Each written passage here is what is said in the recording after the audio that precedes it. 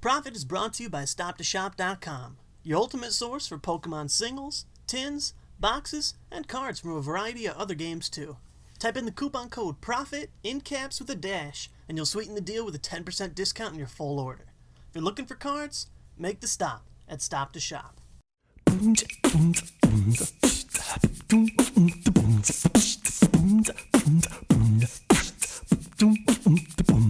You're ready rocket with the nonsense and my hopes poke projects. You won't stop till you're about to the top with all the hobbits. Hip with the metagame train, the reigning top kid's at the top of his game, and you can't hit my top list. You want the best tricks? I suggest you profit. You want a mess Brit? I suggest you drop it. Once we started rolling, you know you can't stop it. Let's go and get some lessons from JWittz and Prof-It. Yeah. Hey everybody, it's JWittz here from the Pokemon trading card game show Prof-It, your ultimate Pokemon trading card game source, and today we're going to talk about my 10 favorite decks in the Heart Gold Soul Silver-On format. But first, let's take a look at the current tournament that's going on, Battle Roads. Now, my prediction for Battle Roads was this. The top 3 decks were going to be Sable Donk decks winning in one turn, Lux Chomp decks which had a pretty even chance against everything, and Vilegar decks, which can shut down the Trainer-like decks and sometimes give SP a lot of trouble. However, if you take a look at the decks that are winning the most in Masters for this spring Battle Road season, Vilegar really isn't winning that much. In fact, the top deck is one that I didn't really bring up, Gyarados. What makes Gyarados so good in the Majestic Dawn through Black and White format is that it has the strategy of Sable Donk with 4 Sableye and a quick setup, but also a fallback strategy that Sable Donk doesn't have by setting up Gyarados, which has huge HP and still hits really heavy. In second was Lux Chomp like I predicted, and in third was Sable Donk. Now, I know a lot of you guys have been thinking, because I've done so much promotion on how cheap Sable Donk is, that I think Sable Donk is the best deck in the format. Now, I hope I didn't ever give that impression, because I don't really think it is. All I think is that it's a really cheap deck that eliminates skill in the game. And as you guys can see, it's actually still doing a lot better than I was expecting. It's winning a lot of tournaments really cheaply, and a lot of people have reported donks even outside of Sable Donk. Almost every deck runs 4 Sableye to get that cheap advantage of going first, playing all your trainers and setting up, and if you look at the results, it's pretty clear that we need a format change. Also, I made a little bit of a mix-up in my last episode. I know that I said it was June 1st for when Pokemon would be announcing whether or not we get a Heart Gold Soul Silver-On rotation for Canada and the United States as nationals, but it's actually early June. So, it could be any time, probably this weekend or next weekend when Pokemon makes the official announcement. July 1st is the date for when the actual rotation would take place if they decide to have one, which is right before both Canada and the United States' national championships. Also going on right now are the international national championships outside of the United States and Canada. Unfortunately, there's not really too much to talk about, and there aren't really too many big surprises. Lux Chomp, Vilegar, Sableye, Dolgachomp, and the new deck that I talked about in the last episode about the Majestic Dawn-On format, Machamp Vileplume, are all doing pretty well. Not all the tournaments are done yet, but from what I can see so far, there really isn't too much change, and it doesn't look likely that we'll have a Majestic Dawn-On format for our future tournaments, so there's not really too much to talk about. Just more of the same, and another reason why it's kind of exciting to have a new format. So, moving on to this new format, Heart Gold Soul Silver-On, I thought I'd take some time to discuss with you guys what I think are the best decks for the upcoming format to help you guys for United States and Canada's Nationals and World Championships at the end of the season. Now, on my last episode alone, you guys gave me a ton of requests for different decks that you'd like to see an episode about for Heart Gold Soul Silver-On. Unfortunately, I can't cover all these ideas because, honestly, I'm just trying to give you guys the best decks in the format. I do a lot of testing with a lot of the best players, I'm having a pretty good season, and I like to try and give you guys the best info around. So don't take it personally if I don't think your deck's one of the best decks out there, but this list should be pretty accurate, and it should help you out for future tournaments.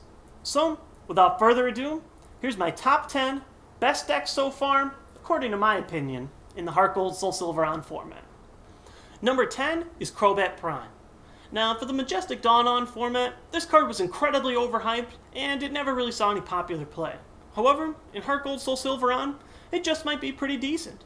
It's got 2 pretty good attacks, one of them that poisons the opponent's active Pokemon, dealing 40 damage in between each turn.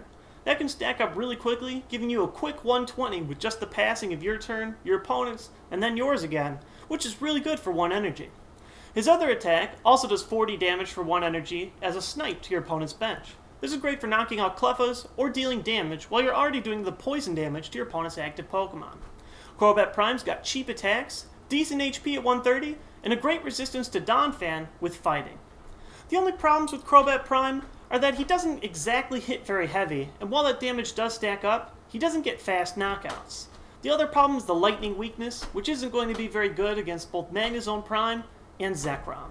However, you can also set him up with Mew Prime, giving you a good starter with free retreat that can also use both of his attacks for 1 psychic energy. Altogether, I think Crobat's pretty interesting, and it'll be a fun wild card that you might see at the upcoming National Championships. Number 9 is Jumpluff.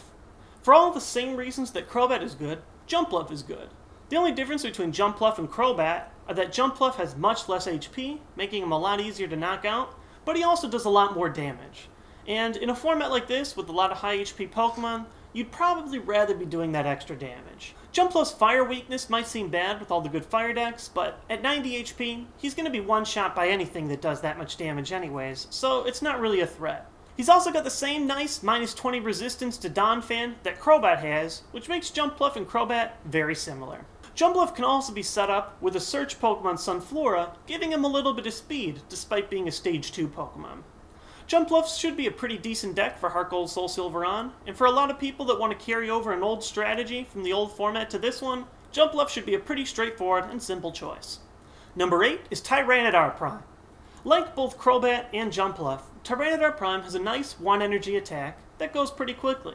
Darkness Howl does 20 damage to all Pokemon that aren't dark, and while that could hit your own Pokemon a bit because you can't evolve up your Larvitars and Pupitar's right away, it's still a really good spreading attack that can get a lot of damage around.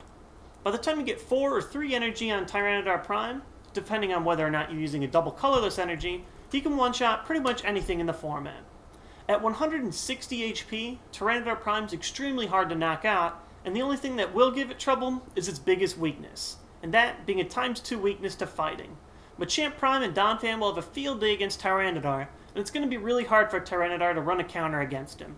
However, it's still a really good deck, and it should see great results, especially in the lower levels of seniors and juniors for this upcoming national championships. Number 7 is Feraligatr Prime variants. Feraligatr Prime, like Emboar, which we'll talk about later, has a lot of variety in the ability to accelerate energy by attaching as many water energy as you want from your hand to other water Pokemon. This works best with Pokemon like Golduck, Lantern, and Samurott, all of which have attacks that depend on how many energy you have in play. Feraligatr might be a little slow, considering it's a Stage 2 Pokemon, plus the other Pokemon that you need to set up to attack with, but being able to load your field full of energy is a really good asset. Having the weakness of both Donphan decks and Fire decks is a huge plus, and being a Water type is definitely a good counter type to be in the Heart Gold Soul Silver On format. And number 6 is a Pokemon that we were just talking about, Samurott. Now, I was trying to be funny in my black and white set review by saying, Samurott, well, he's just bad, but to be honest, he's actually pretty good for the format, and I apologize to you guys if I misled you a little bit. Samurott is not only good because he's a Water type, can take heavy hits with his body, which absorbs 20 damage, and has an already high 140 HP, but also, he doesn't necessarily need water energy to work with his attack. His attack, for 3 energy, does 70 damage plus 20 damage for each water energy you have attached to Samurott. Now, this is pretty bad by normal standards, but being a Water type means he has that same advantage that we were just talking about. Great against Donphan, and great against Fire type Pokemon. But because he has colorless attack cost, you can work with all kinds of other Pokemon, specifically Donphan. Donphan works well with Samurott because he can knock out the lightning Pokemon, which would give Samurott trouble. Being a pretty well-rounded Pokemon, despite having a low attack cost and being a little slow, makes Samurott a pretty good choice for the format. Number 5 is probably the most hyped Pokemon from last season, Lostgar. What makes Lostgar nice is that he loses almost nothing from the last format, except Uxie, which everything lost. It still has Mew Prime to set up, Spooky Whirlpool Spiritomb to make your opponent shuffle their hand and draw 6, and Seeker to force your opponent to pick up Pokemon into their hand. Throwing 6 Pokemon into the Lost Zone should be good, as Gengar can set up pretty quickly on 1 energy, but it might have a little bit of trouble because this format hits a lot heavier than last format. Things can now hit 130 pretty easily, and that could give it a lot of trouble against some of the top tier decks. However, being able to throw Pokemon from your opponent's hand into the Lost Zone is really disruptive, fast, and it should prove to be a pretty good deck for Heart Gold Soul Silver on. Moving into the top decks is number 4, which is Stage 1 decks. I know that's extremely vague, but most of these top Stage 1 decks seem to blend well together, and they've been mixed and matched to a lot of good results, so I'm just going to group them all together for this one kind of deck archetype. Now, the good Stage 1 Pokemon in this format are Yanmega Prime, Cinccino, Donphan, and Zoroark. Yanmega Prime hits quickly for 0 energy, Cinccino hits heavy on a double colorless, Donphan Prime can absorb blows and deal 60 for 1 energy, and Zoroark can deal a lot of damage back to some of the heavy hitters for just 1 double colorless. Now, they're not always all grouped together in one deck, but usually 2 or 3 out of the few is put together, and it's actually a pretty good deck in this format. What makes the Stage 1s good is that they're fast, they can abuse cards like Pokemon Catcher to pull up your opponent's setup card and knock it out quickly, and they can take 6 prizes before your opponent can get set up. The only problem is that they can't exactly hit heavy, which can be trouble against some really high HP Pokemon, for example Tyranitar, but because there's a lot of different kinds of Stage 1 Pokemon, you can usually either abuse a weakness or knock out one of the lower stages before they can evolve up. Stage 1 Pokemon are going to be really good, especially with the fact that Rare Candy's been slowed, so you should definitely check them out for Heart Gold Soul Silver on. And moving into number 3 is Zekrom. Zekrom has a unique ability that no other deck in this format has, and that's being able to donk on the first turn. Zekrom, in combination with Shaman and Pachirisu, can set up in 1 turn and deal 120 damage before your opponent even gets to draw a card.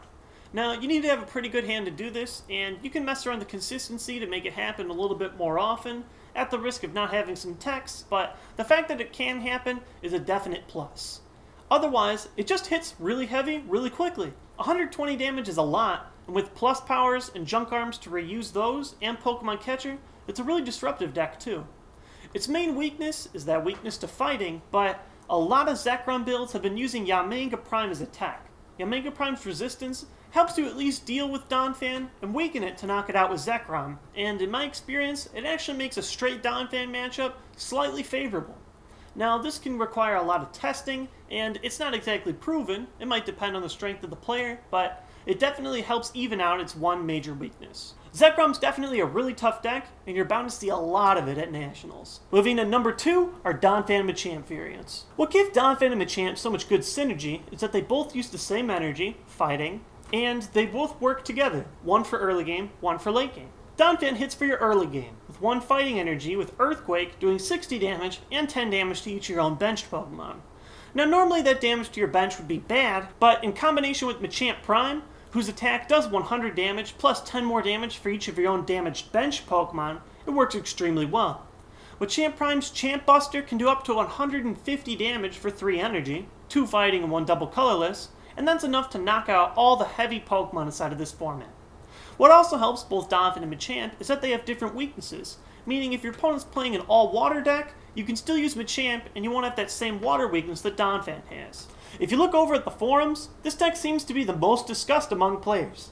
It's an easy-to-see combo, and a lot of players are going to have leftovers in their binders from the Majestic Dawn-On format.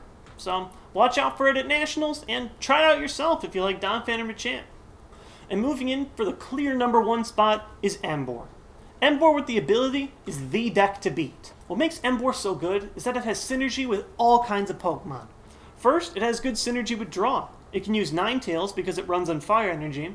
It can use Magnezone because it loads up on Magnezone with his ability, making Magnezone a viable attacker and your draw Pokemon. And it also works with the promo Shuckle, where you can load energy on it to draw a card for each energy that you attach to the Shuckle. And it also pairs with all the best heavy attackers in this format, being Reshiram, Magnezone, Rayquaza Deoxys Legend, and the other Emboar. Most of these Pokemon hit extremely heavy, really quickly. Because you have the ability to abuse both draw Pokemon to set up, and you can attach as many fire energies you like to any type of Pokemon, Emboar is the fastest heavy-hitting deck, and it's Verge speed deck. Because it can deal such heavy damage so quickly, Emboar is going to be the deck to beat at Nationals, and it's definitely the one you should be the most prepared for. And that's my full list. Now, I'm not claiming to be the Pokemon expert on Heart Gold Soul Silver, but I have done a lot of testing, and it seems like this list should be relatively close to what you're going to see at Nationals. So if you're worried about metagame decks, definitely tech your list against these decks, particularly the top 3. In the meantime, I hope you guys have fun testing Heart Gold Soul Silver on, And hopefully, we'll finally get that rotation announcement to finally move away from the horrible Majestic Dawn through black and white format. In the meantime, thanks for watching Prof-It, have a great weekend, and I'll see you guys next episode. Peace!